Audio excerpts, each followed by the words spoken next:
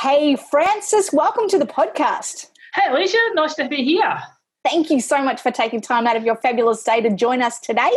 I'm really excited to be able to chat to you today about safety and about the experience that you have had in both as a practitioner and also in the health and safety arena. So would you maybe like to give us a bit of an intro? Who are you? What do you do? And who do you help? Well, as a Bowen therapist, I help anyone who wants to come along. But I guess ultimately my speciality is musicians because I'm an amateur musician myself. I play oboe, but I understand musicians and the postures they have to play in. So as a Bowen therapist, that's my target. But separately to that, in my day job, other than Bowen, is I've been working in the health and safety field now for more than 25 years in a variety of industries, helping people and companies keep their workers safe and their visitors safe so that everybody goes home at the end of the day. Nice. Oh, I love that. So talk us through, what got you into safety, health and safety? What was the kind of, back in the day, what got you into it? Back in the day, well, I could say that I fell into it by accident, but that would be a really bad pun. So We'll take it. So I'm actually an engineer by training originally and couldn't get work doing that. So in my last year of engineering, I had actually studied a health and safety subject and really enjoyed it. So I thought, okay, well, let's go sideways into that field instead, and then had to go back to uni part-time while I was working to actually know what I was talking about. So that's how I got into health and safety. But I really enjoy it, really love helping people. And I know that what I'm doing makes a difference in people's lives. Yeah, that's really cool. So what are some of the things, what does a health and safety officer do? What are some of the things that you would normally be involved with in your day job, as you call it? She's pretty wide-ranging, but essentially we're there to provide advice to managers and to business owners to actually say, okay, how can we implement whatever their changes or their piece of equipment that so that people don't get injured. So what's the best way of doing it? What's the change management we need to do? And there's a big risk assessment component. So because everything has an inherent risk. So how can we minimise that risk and what actions can we put in place to actually make it safe for people to use? Yeah, and I think that's something that, often massage or allied health can be deemed as low risk. I know that we've had a few conversations off air about this, and that low risk doesn't mean no risk. Exactly. Talk us through the definition of risk, or kind of how you guys assess risk, and what are the sort of policies or parameters that you guys put around that? So risk is defined as where somebody can get hurt or harm can be caused. So it could be, because there's other types of risk. Obviously, there's business risk and environmental risk, but specifically in terms of safety, it's about something that could cause an injury to a person. So that's how it's defined. And then obviously the purpose is we don't want people hurt, so we need to actually reduce the risk as much as possible. So the legislation uses as low as reasonably practical, and then we need to interpret what does that mean for each company. So as low as is reasonably practical. It sounds really helpful and are very unclear without the proper guidance. Well, I guess it's sort of all about saying that there are some things that we actually can't protect against. So the risk of a meteorite falling out of the sky, we can't do anything about that. So there are some risks that it's just not feasible to control.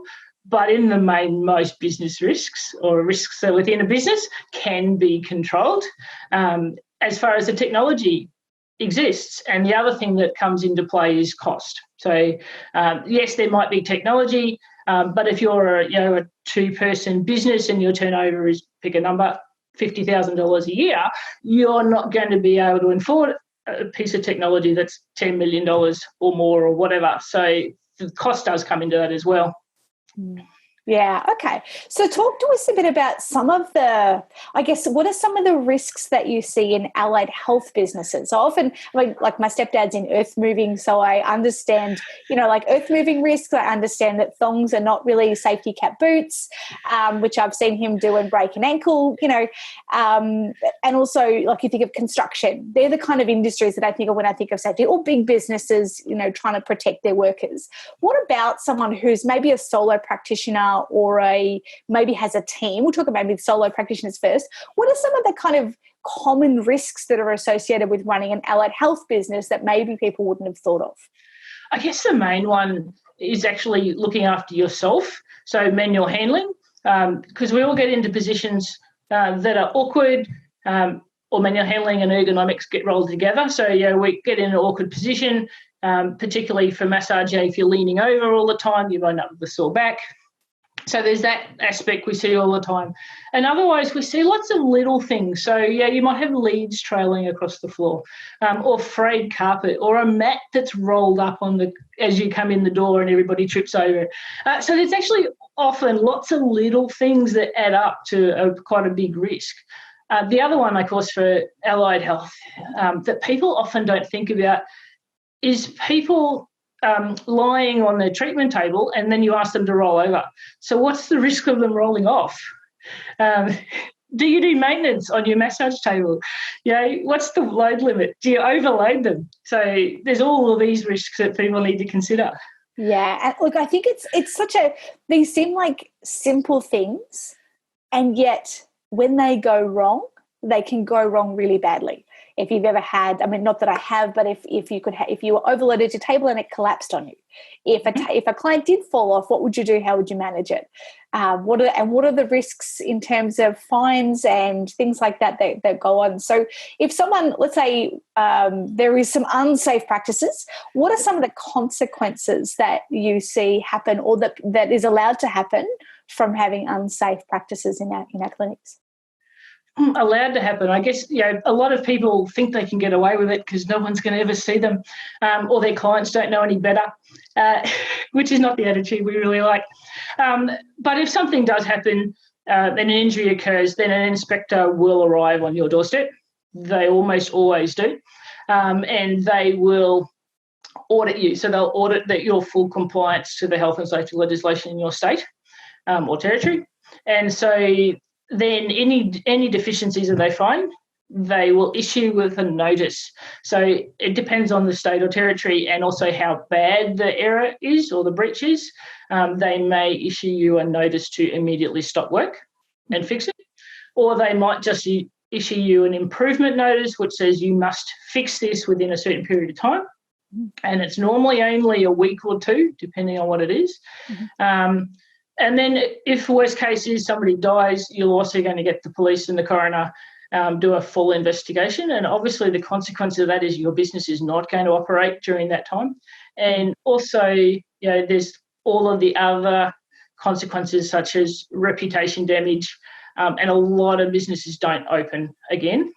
And I think the other factor that a lot of people forget about is the guilt. So, if you allow this to happen, so it happened in front of you, the person rolled off the table or whatever, then what are you going to feel? I've worked with a number of business owners who, they barely get out of bed in the morning because of the guilt they're feeling because they allowed it to happen. And it is one of those, crap, that includes me. I think even some of the TAC ads or the ads that go on telly about seatbelts, and, there's one at the moment about Katie Benjani back from 30 years ago that's playing down in Victoria. And I remember that ad first coming out, and it's sort of like we often talk about things like statistics, in terms of like road toll. What we don't hear about is the consequences of who caused that, and then also living with that and how that actually affects people's lives and well-being. Something that you spoke about there is state legislation to do with safety.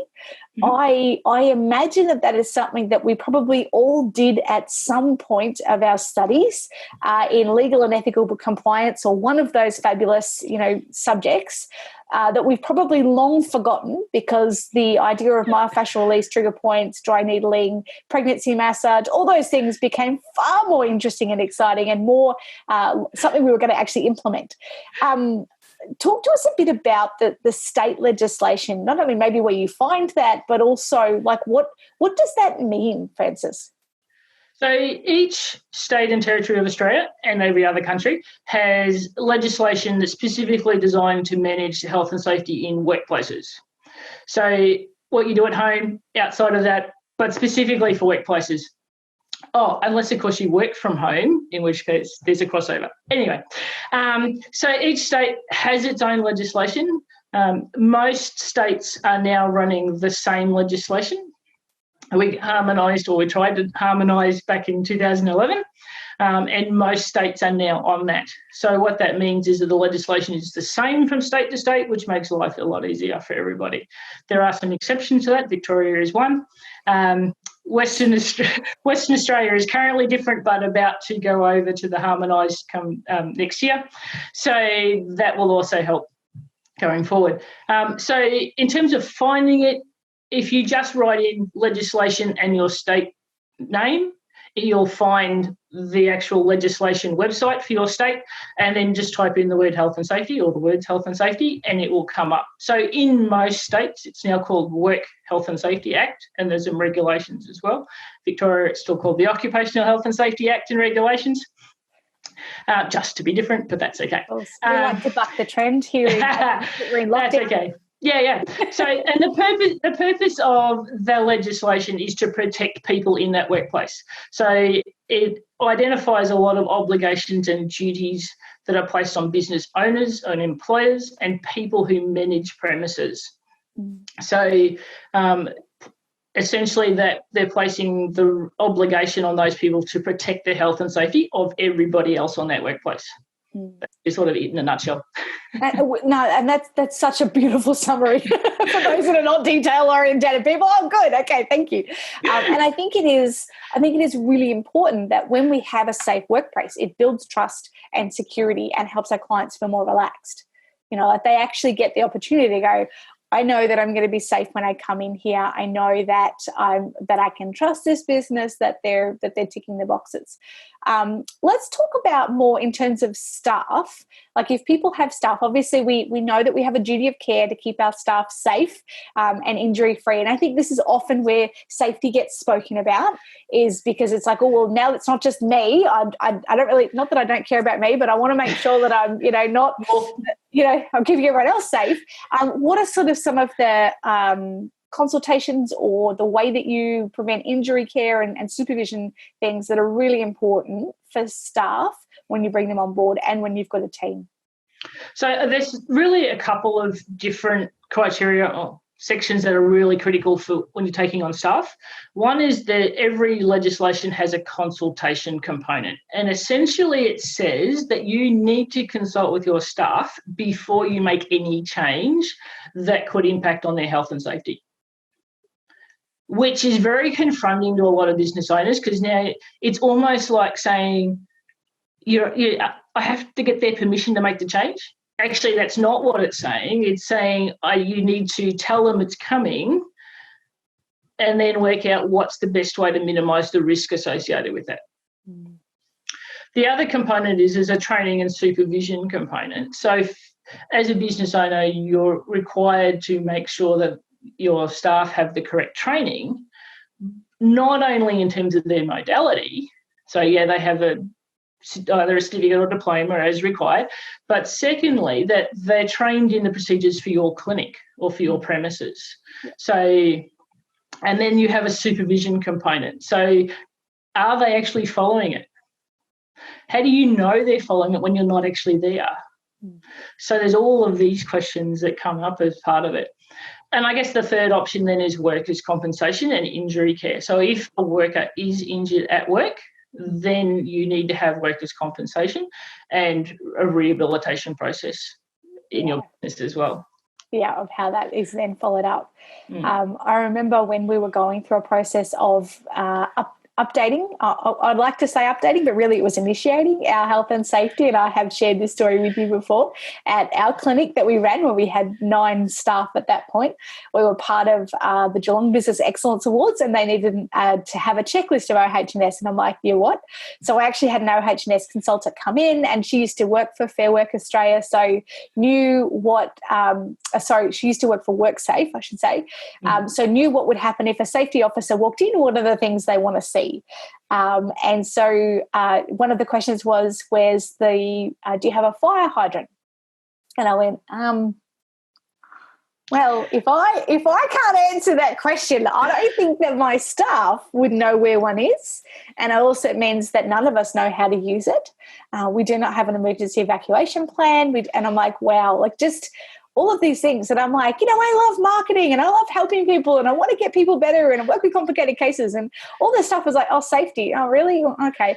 However, what it did mean was that when we had incidents, and we did have a couple of incidents that happened both with clients and with staff, that was documented, managed, minimised risk, sorted out afterwards, redid our policies, and it just, although that process is never easy and never fun, having that in place and understanding what we were doing as opposed to reacting because now someone's really badly injured and what do we do, made that process so much easier. And it meant that I could sleep in bed at night. Like no one loves a day where you're getting, harassed for anything or hassled or have to confrontation. However, when you're clear on what it is that you must do and you know that you're complying with that, it makes life a heck of a lot easier. And the one advantage that allied health businesses have is that because they're low risk, those processes are actually simpler to implement. They don't need to be as complicated and as long and drawn out as some of the larger companies have to have them. Which there's got to be perks to have running a small business for sure. We don't always get a lot. And that's not rude. So safety inspectors, do they only arrive when they are, if there is an injury, or can they just pop in at any time? They can pop in any time they like. They could be driving past, see your sign, or they might be going next door. And the other reason they might drop in is that they have targeted industries. So they'll run a blitz or a campaign on a specific industry and they'll visit as many of those within a 6-month or a 12-month period as they can.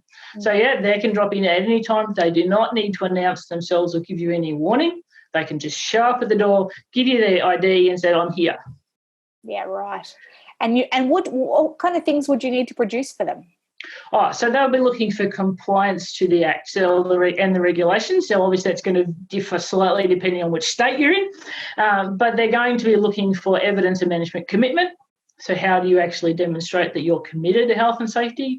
They're going to be looking for training evidence, for consultation, for your safe work procedures. So how do you actually work safely within your clinic? And they're going to be looking for records to show that you manage injuries and workers' comp if that's relevant to you and you've got staff. So, And I think that was probably something that really stood out to me with the consultant that we got in, was she said it doesn't matter if you have a documentation of those injuries or incidents that happened. We just had a really, really aggressive client in one night, and we just had to document what had happened because the staff didn't feel safe. We had to change our practices and just tweak a few things so that never occurred again. Now, if an inspector came in and saw that, it's not that, well, that's it, you're in trouble, go to the naughty corner and you're all done. Actually, what they want to see is that you've documented the incident. What was the outcome of it, and what did you change because of it? It's not that the book needs to be empty or the page needs to be empty. It actually is that the documentation of the changes of what happened and the changes that were made, that was, my understanding, far more important. Agreed. They don't want to see blank pieces of paper. They do not like blank pieces of paper. If you have a system that says you're going to document it, then they want to see that you have documented it. Yep. And you're right. They're looking for both corrective action, so to fix the initial issue, and preventative action. So what are you doing to prevent that happening in the future? Yep. So they're looking for both of those. And then they're looking for consultation and communication of that with your staff. Yeah, nice. Absolutely. So, how did we as a team come together with this, and what were the changes did the team make? And absolutely. And I guess, look, one of the pointy things that I did want to talk about with you today is, and we've seen this on the tally, maybe it is because we're like from Victoria and, we like to buck the trend and be all by ourselves in our COVID germs. But at the moment, there's a big campaign running from WorkSafe that if somebody is injured and killed in your workplace, that you will actually be charged. It's a criminal charge, and you can be charged with manslaughter and go to prison. Do you want to maybe talk us through? I mean, look, we know that massage practices or allied health practices are low risk. However, we know of incidences where children have been playing with massage tables and unfortunately lost a life. And that was a few years ago, but still it is something that can happen. Do you maybe want to talk us through that sort of scenario and what because you would have dealt with this kind of thing before? Yeah, so each state, almost every state in Australia now has what they call either workplace manslaughter or industrial manslaughter. It's the same thing. Yeah, Victoria wanted to call it workplace manslaughter. They've bucked the trend, going in a lane. Excellent.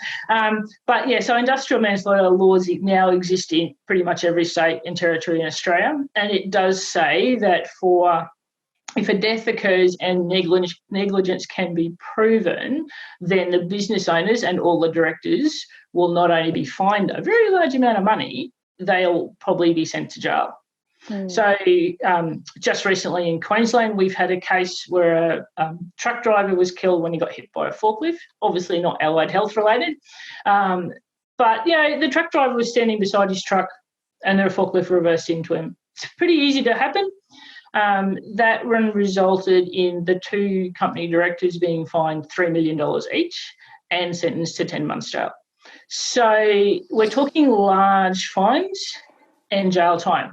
So every state now has that legislation.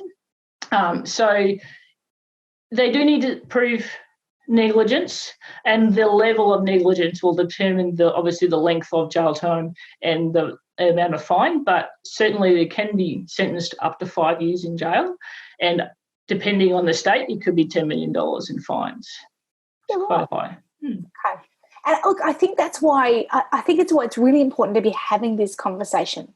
We talk a lot about like contracting versus employment and the risks that are associated with those things, and making sure that you're making the right decision for your business, employing correctly and bringing on team members in the right way, because there are really hefty fines for not doing the right thing. In the case of safety, if we are deemed to be negligent, that is a life-altering situation, something that is quite preventable by understanding the risks associated with your business, and also with what you are legally required to be doing in your clinic. It's a little bit like when you're driving. One of my clients once said when he was teaching his daughter that when you get behind the wheel, you have thousands of decisions to make between when you start and when you finish. Make sure every single one of them is a good decision. And it's similar in business. We have hundreds of decisions to make. Do I do Facebook or Instagram, or do I hire a subcontract, or, what's a procedure policy? I have no idea what you're talking about, Francis. However, when it comes to safety, this is something that the end point of this could actually affect someone for the rest of their life, which may not be that long if this is not done correctly. Yes, and in terms of safety, it does not matter whether somebody is an employee or a subcontractor. As a business owner, you are responsible for both. Yeah, nice. Yeah, really good point of clarification. Thank you. So, Francis, if someone's listening to this and going, oh, holy shit, I have no idea what they're talking about. That was some unit that I did back in the day that's been 10 years since I studied, or 5 years, or it could even be that you studied last year. What would be the next steps? Like, I know that you do work with allied health therapists and practitioners in helping them. What are sort of the first steps to getting this sorted? Wow, there's so many options available. So you can reach out to your state safety regulator's website. Some of them provide quite good small business resources. Some of them are less so. So that is one option to you. But obviously, you reach out to me. Happy to work through specific questions, or there's more if you've got a more general, I've just started or I've just realised I've got absolutely nothing, then I'm happy to work through that too. But there's certainly a couple of options there. What I will do, Francis, is I'll pop in the show notes your details. What is your business called? Safety Transformations. Fabulous. And that way people can get in touch and even just check. Have you got some checklists or anything like that people can download? Oh, definitely a few checklists. And there are some things that don't really work with checklists, but certainly there's a whole checklist for what does my safety system need. So you can certainly start there. Yeah, it sounds awesome. Well, what we will do is pop those in the show notes so that for anyone who's listening going, yeah, this is, wow, okay, right. I need to start working on this. This is the part of my business that needs some legs. And I want to make sure that I keep myself, my staff and my clients safe because that's incredibly important. Then we'll definitely give you guys access to that. So, Frances, is there anything else that you would like to share? If people are listening in and this is sort of the first time they've ever had this kind of conversation before or heard this conversation, what's something that a piece of wisdom that you would like to impart to them?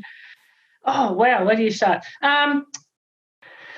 So I think it's a bit like eating an elephant, if we go back to that, common analogy. Let's do one step at a time or one bite at a time. Look, it might seem really overwhelming to start with, but in actual fact, it's pretty simple. You just need to take it step by step. So just do something, put something in place, find a task that you think is risky, write down how it should be done. That's step one. Let's start there. Love it.